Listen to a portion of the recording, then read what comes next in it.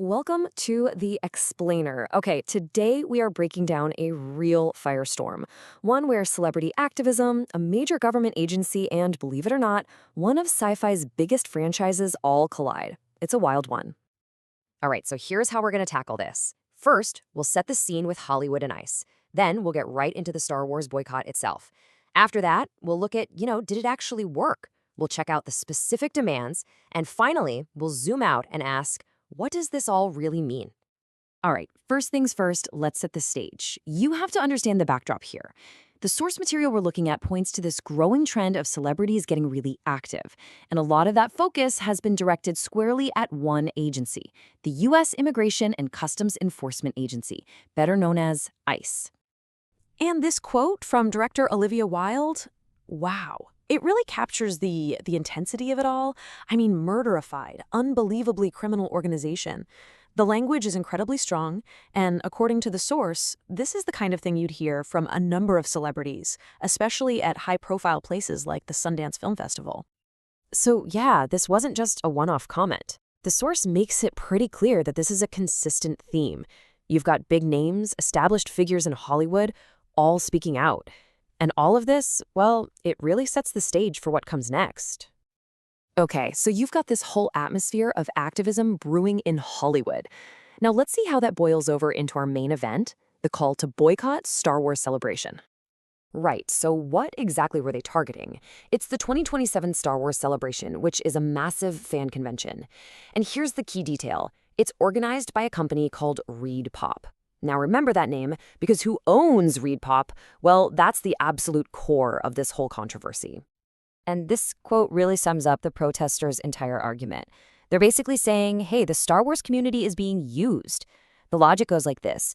ReedPop's parent company, a corporation named RELX, has contracts with government agencies, including ICE. So the protesters' claim is that if you go to this convention, you are, by extension, supporting what they call state violence. It's a pretty direct line they're drawing. So, the call goes out. Boycott Star Wars. The big question then is, did anyone listen? Did it actually have an impact? The source we're examining hones in on one very specific number to try and answer that. Okay, so the petition goes live, the news starts spreading online, it's trending. A lot of eyes are on this. And after one full day, 24 hours, this is the number they got. Just 739. And to put that into perspective, the source points out that this happened while the news was supposedly being seen by hundreds of thousands of people across different social media platforms. So, quite a disconnect there. And this chart just makes it crystal clear.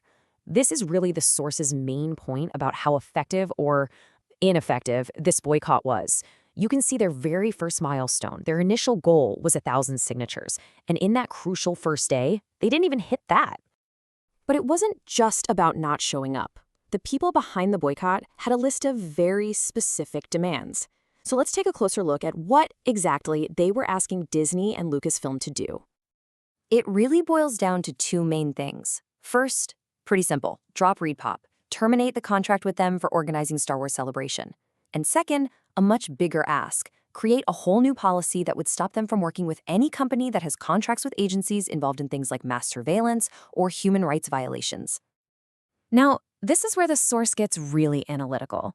It zooms right in on that second demand, particularly that phrase mass surveillance. And it poses a tricky question, suggesting there might be a bit of a contradiction, and irony even, hidden in the petition's own fine print.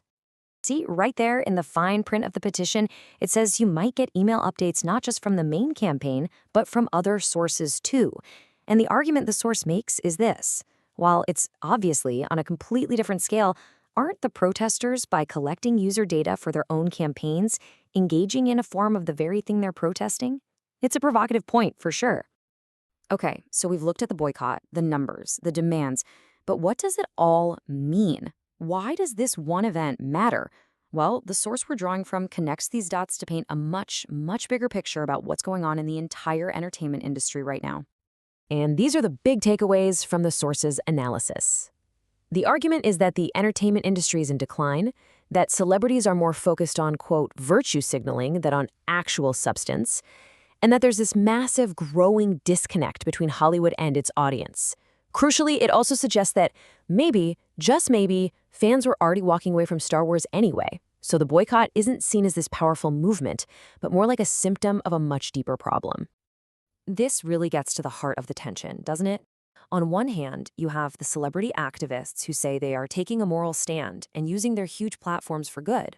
But on the other hand, you have the perspective from the source, which sees it as just a performance for an audience that isn't even paying attention anymore, and one that conveniently ignores their own part in these huge corporate systems.